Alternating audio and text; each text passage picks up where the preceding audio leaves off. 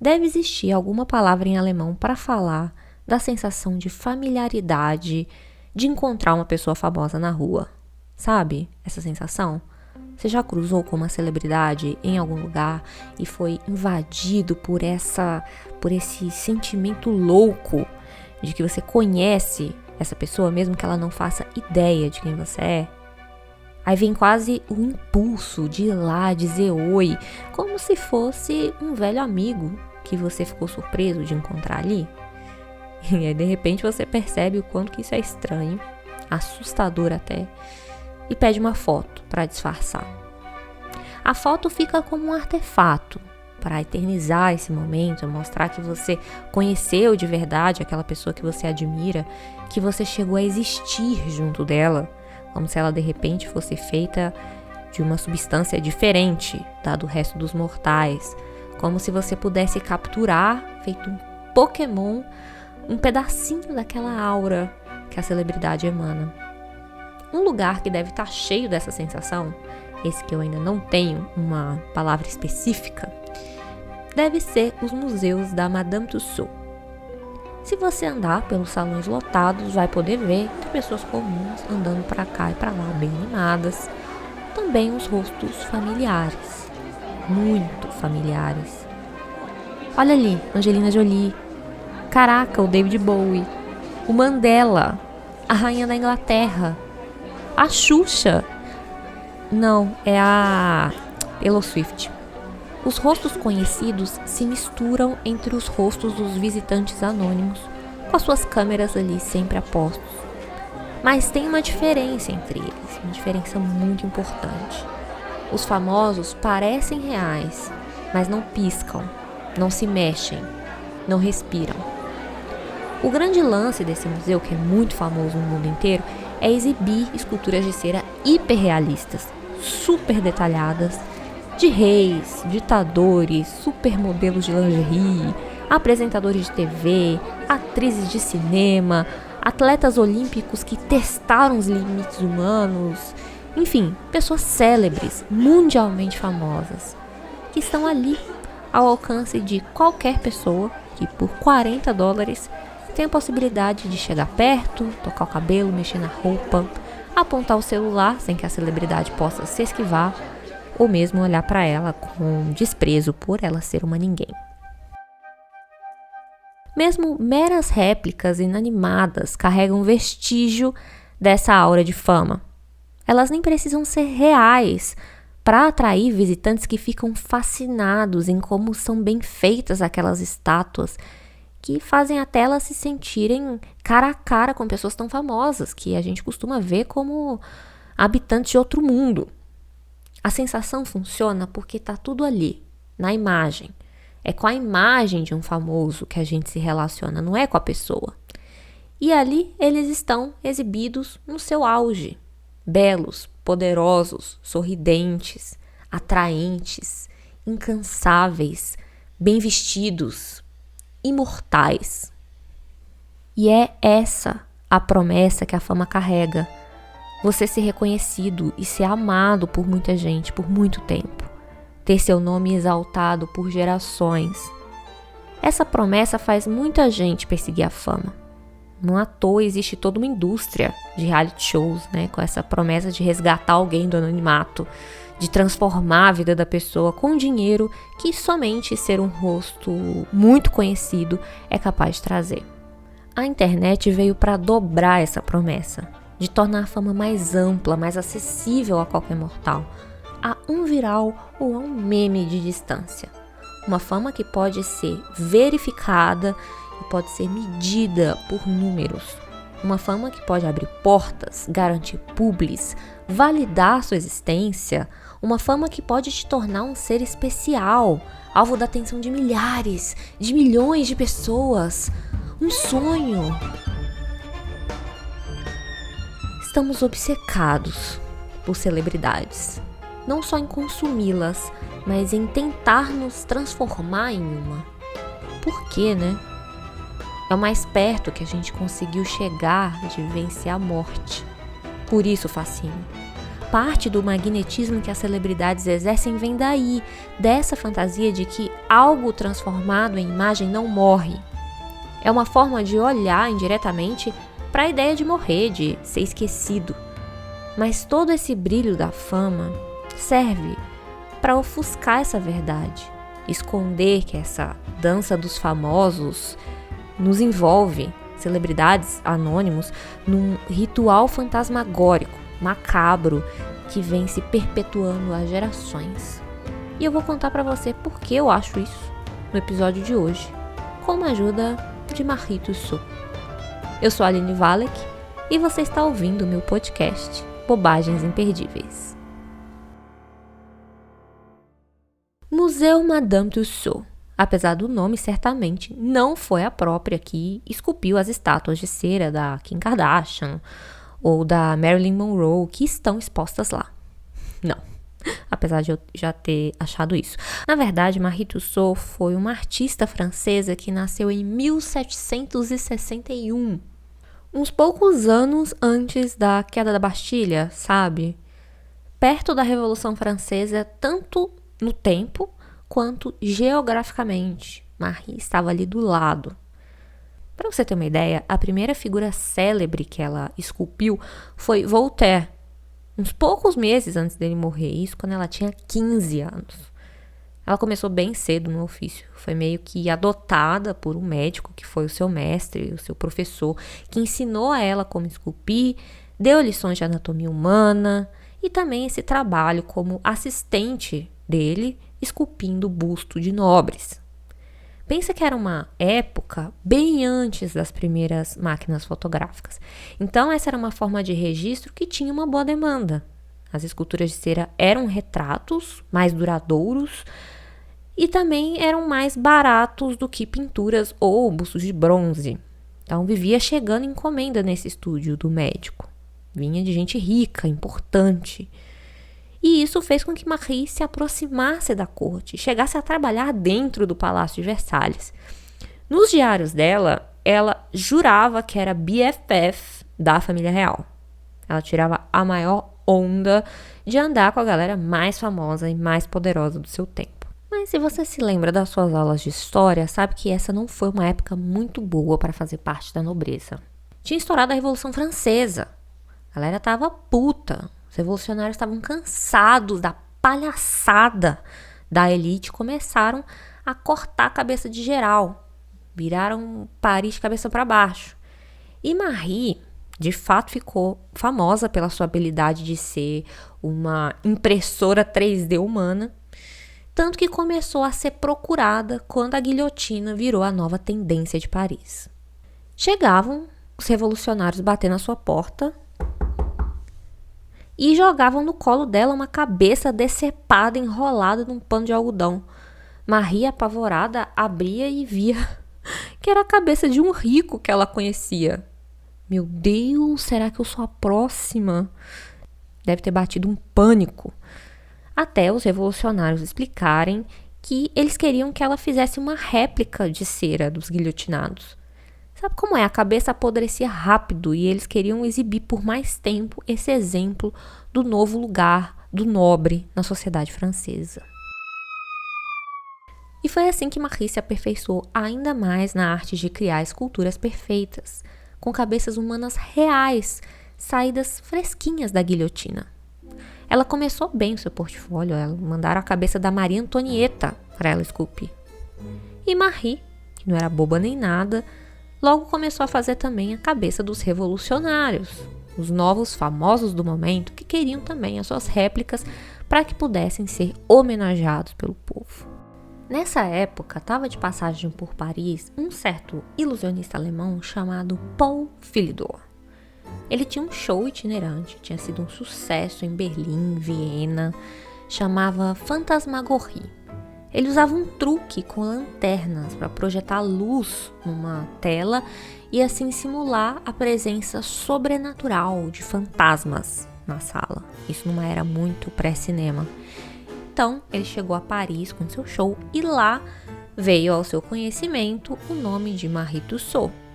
Ele visitou o ateliê dela, ficou impressionado com aquela forma de ilusionismo. Era uma ilusão, porque as réplicas pareciam muito reais, eram convincentes. Tanto que ele teria feito uma encomenda para ela esculpir a cabeça dele. Ele faz uma trollagem, assim, com o barbeiro dele. Mandar entregar a cabeça dele como se ele tivesse sido degolado ao tentar fazer a barba sozinho. Muito engraçado, hilário. E aí a amizade com Madame Tussauds começou a dar várias ideias para o filho do rei. Numa dessas visitas ao ateliê, ele teria proposto uma collab entre os dois. E se você fizer parte do meu show? Com as suas esculturas, claro. Pega essa visão. A gente pega as réplicas que você faz dos guilhotinados e eu monto um show com os fantasmas deles. Não, vai ser sucesso. A gente vai fazendo esse show por várias cidades e aí a gente racha o lucro. O que você acha? Madame Tussauds topou na hora. Tinha todo o potencial realmente para dar muita grana. E eles de fato fizeram essa parceria e o show dos dois atraiu muita gente pela cidade por onde eles passavam. Foi assim que ela saiu da França e levou a sua arte para Inglaterra, onde assombrou o público com as suas aparições célebres.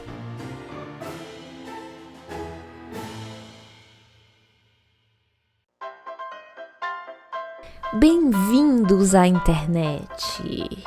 Aqui tudo é ficção. Apesar disso, não é campo de domínio de contadores de história. As obras de ficção mais lidas são as fake news. Os personagens mais celebrados são os influencers. Aqui todo mundo pode criar um perfil e se tornar autor de uma narrativa fantasiosa sobre si próprio. É um jogo de manipular imagens, esse em que estamos.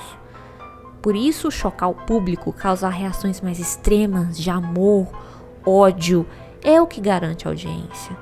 Os jogadores que mais avançam são aqueles que conseguem se construir como os personagens interessantes, usando peças que às vezes são mais falsas que cenário de Chapulin Colorado. Aqui, parecer importa muito mais do que ser ou fazer. Então, é um terreno fértil para plantar e colher famosos. Mas a internet não criou esse culto à celebridade, apenas elevou isso para uma outra escala. Zygmunt Bauman, um sociólogo polonês, lembra num dos seus livros que na sociedade tradicional, nos tempos mais antigos, era arranjada em comunidades, onde as pessoas compartilhavam de um forte senso de identidade. E nelas as pessoas que lutavam para preservar essa identidade eram consideradas heróis ou heroínas. E por usarem as suas habilidades em favor de um bem maior, a perpetuação da espécie ou daquela cultura, eram recompensadas com a glória e tornados famosos. Isso era fama. Já na sociedade contemporânea, essa em que vivemos, que funciona como uma rede em vez de uma comunidade, e onde o coletivo perde espaço para o individualismo, defender uma identidade de grupo já não faz tanto sentido. Morrer pela pátria já não soa cafona. Nesse contexto surge a celebridade, um rosto familiar que une as pessoas dispersas e confusas em torno de algo que todas elas possam reconhecer.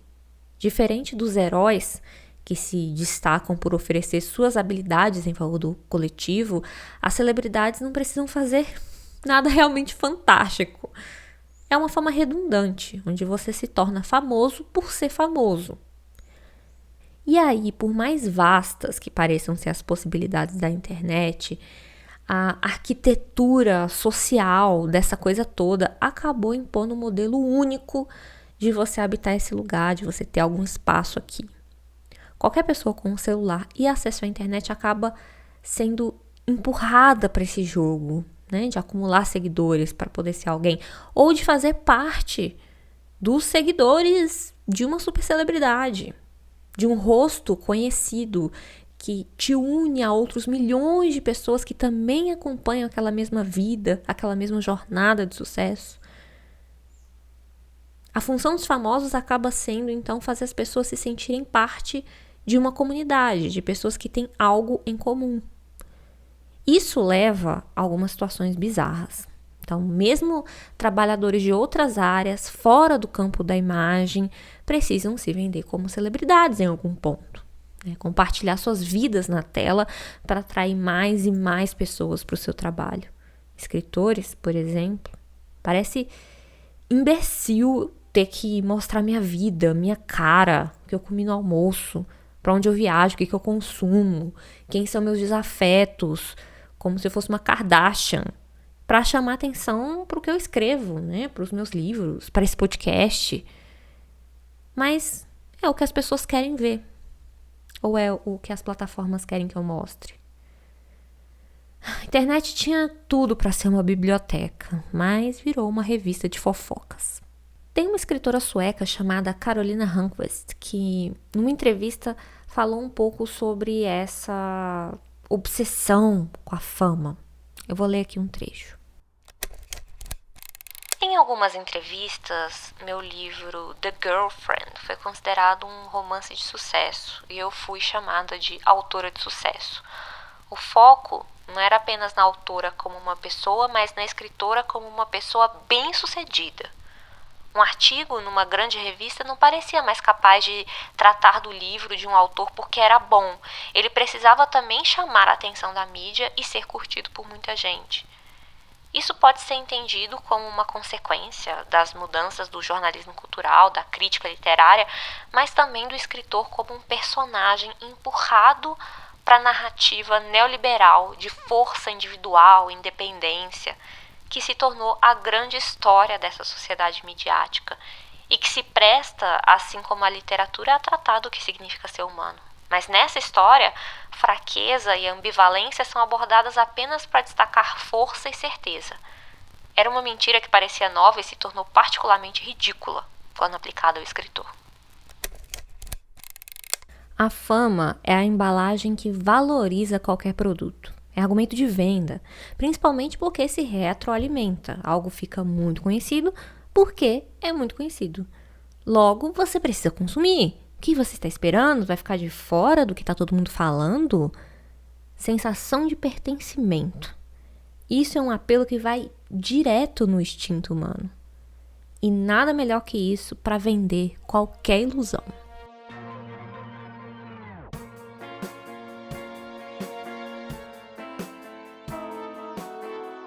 A parceria de Philidor e Tussaud não durou muito tempo. O ilusionista realmente vivia de vender ilusão. Era meio picareta. Arrumava um monte de treta, chegou a ser preso, pagou propina, era acusado de charlatanismo por onde passava. E parece que passou a perna na Tussaud.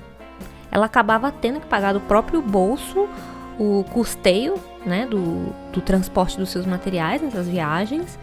E na hora de repassar o valor dos ingressos para ela, Philidor não dividia os lucros igualmente como tinha prometido, não. Então ela mandou ele a merda e desfez a parceria. Marie Tussaud já tinha visto que as suas estátuas eram um baita atrativo. Então ela pensou, quer saber? Eu posso fazer tudo isso aqui sozinha. E foi assim que ela abriu uma exibição permanente das suas estátuas de cera na famosa Baker Street, onde o Museu Madame Tussauds existe até hoje. Há 187 anos, esse museu atrai o público sedento por ver rostos célebres de perto. Hoje, as atrações principais são as estrelas do cinema, mas um dia já foram pessoas que protagonizaram momentos sangrentos.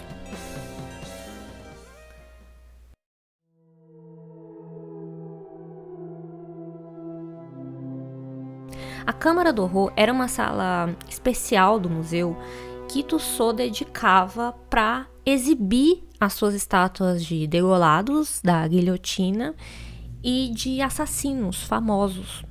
Ver de perto esses personagens de histórias macabras atraía muita gente para o museu. Assim como até hoje atrai gente para podcasts true crime, documentários de serial killers. As pessoas amam olhar para uma desgraça, não conseguem evitar. Assim como quem passa na frente de um acidente precisa olhar. É outro apelo que vai muito forte no instinto humano, chega a ser covardia. E ela era muito criticada na época por isso.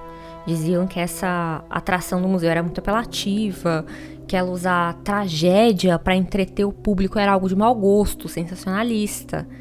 Mas a Câmara do Horror continuou a alavancar a popularidade do museu por mais de século.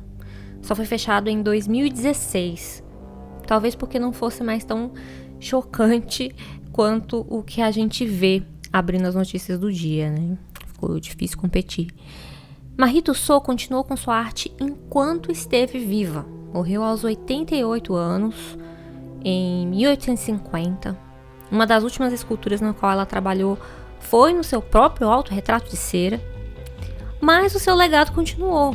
O museu era um negócio da família, mas que ganhou escala. Tanto porque foi para várias cidades ao redor do mundo, tanto porque passou a envolver equipes gigantescas. As esculturas que no século XVIII ela fazia com as próprias mãos, hoje é feita por uma equipe de 20 artistas, num trabalho meticuloso que dura 3, 5 meses. Quando a estátua de cera fica pronta, tem todo um evento de lançamento, que muitas vezes envolve a celebridade de carne e osso retratada. A reação do famoso se deparando com a sua cópia de cera é parte da experiência. Então é todo um sistema de produção, é show business. E como na indústria do entretenimento, os rostos do momento também são voláteis. Ser esculpido em cera parece um atestado de que a pessoa é famosa mesmo, de que ela cravou o seu lugar na eternidade, de que a sua imagem não morre. Mas nada garante que a estátua vá ficar ali para sempre. O museu tende a acompanhar as tendências do momento. Se a figura é muito odiada ou perde a relevância, costuma sair de cena. As estátuas de Trump e Putin, por exemplo, não estão mais por lá. As estátuas do grupo One Direction também tiraram em 2020, quando a boy band completou 10 anos, mas já não estava mais em atividade. Foi um duro golpe pro fandom, que achou uma sacanagem, porque agora não teria mais nem as versões de cera do One Direction para tietar. Se a figura famosa não for mais atraente no momento, se os ventos do hype mudam, a sua cópia de cera vai para o acervo, um lugar triste, onde as estátuas ficam guardadas desmembradas. As cabeças são guardadas uma ao lado da outra em um estante, como uma coleção de alvos de caça decepados. Ali o rei Ricardo III, a tenista brasileira Maria Bueno, o escritor H.G. Wells, a rainha da Dinamarca, que chamava Ingrid da Suécia, a cantora Cilla Black.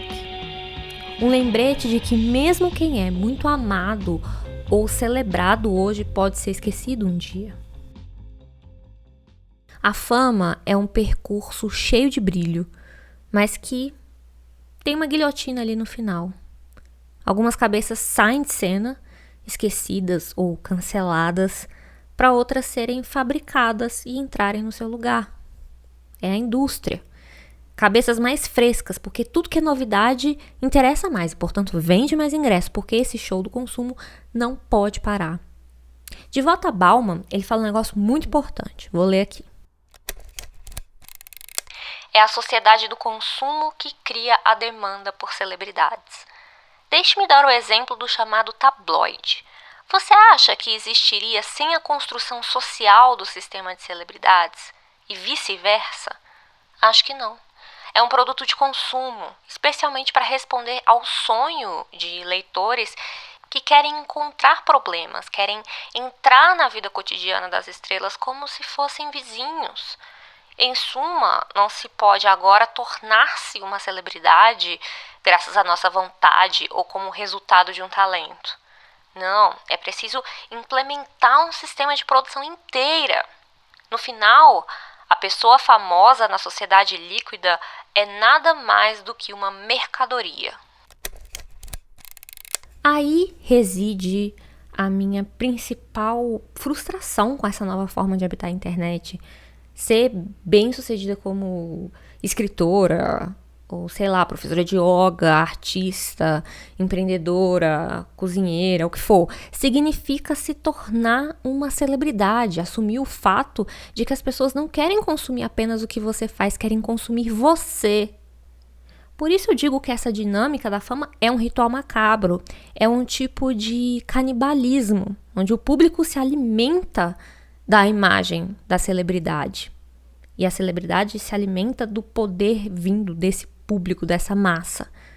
É como a Adriana Calcanhoto canta naquela música Vamos Comer Caetano. Pelo óbvio, pelo incesto, vamos comer Caetano.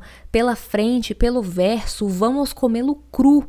Vamos comer Caetano, vamos devorá-lo, degluti-lo, mastigá-lo, vamos lamber a língua.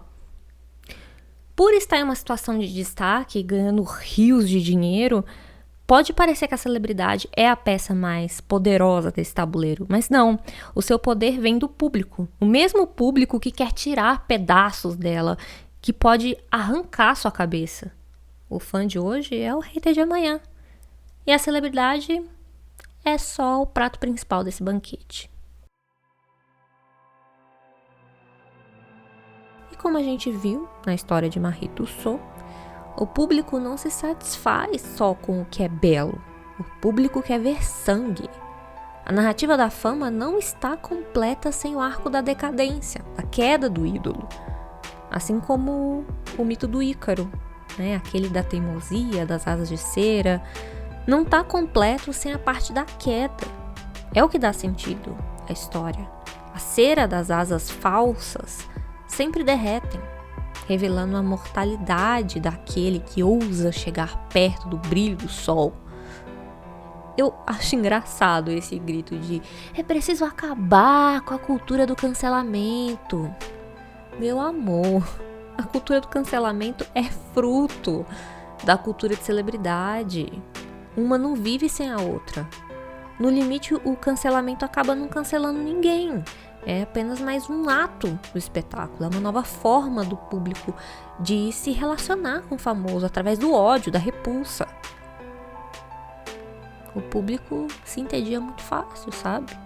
Cansa ficar só adorando as celebridades. Ele dá uma espancada também. Testemunhar a queda dos famosos ou contribuir diretamente para ela é só uma outra forma de intensificar a nossa fixação com eles. Então, se você é alguém que por acaso está em busca da fama, é bom se preparar para ser muito odiado. Faz parte do jogo. Como diria Andy Warhol, o artista de quem eu falo lá no primeiro episódio deste podcast, no futuro todos terão seus 15 minutos de cancelamento. A Câmara do Horror de Madame Tussauds, ela nunca foi realmente fechada. A Câmara do Horror é o tapete vermelho, é o que está nos holofotes, é a revista de fofocas, é o reality show, é a corrida por mais seguidores. É essa relação bizarra de consumo e de destruição em que o público pode experimentar esse gostinho de ser o algoz. E os famosos, congelados em suas expressões triunfantes, só podem sorrir, sem defesa, enquanto mais um fã o abraça para uma foto.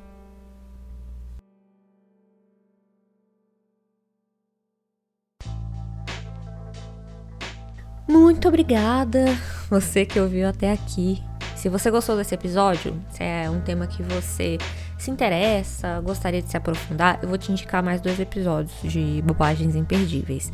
O episódio número 2.3, o Teoria Belchior, em que eu falo um pouco mais sobre essa narrativa do auge e da queda do herói e o que o cristianismo tem a ver com isso.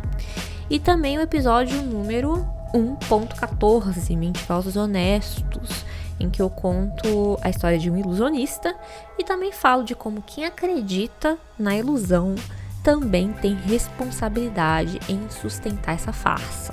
Fica a dica.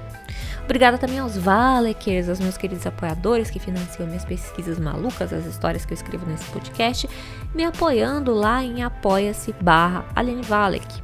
Obrigada pela paciência também em aguardar os episódios que vão sair um pouco mais lentamente, por um tempinho, enquanto eu tô aqui num período meio turbulento. E eu prefiro demorar um pouco mais do que fazer de qualquer jeito, só para manter a frequência, alimentar os números. Eu tô mais preocupada em fazer algo de qualidade, que me deixe satisfeita, né? Algo que agrade meus ouvidos. Eu espero que os seus também. Então, por enquanto, os episódios vão sair assim, quando você menos esperar. E se você quiser me acompanhar mais de perto, saber se tem episódio, se não tem, o que mais eu tô escrevendo, assina minha newsletter em alinevalek.com.br/sinalzinho de hashtag newsletter. É isso. Então, um beijo. A gente se encontra no próximo episódio. E, claro, nunca confie no narrador.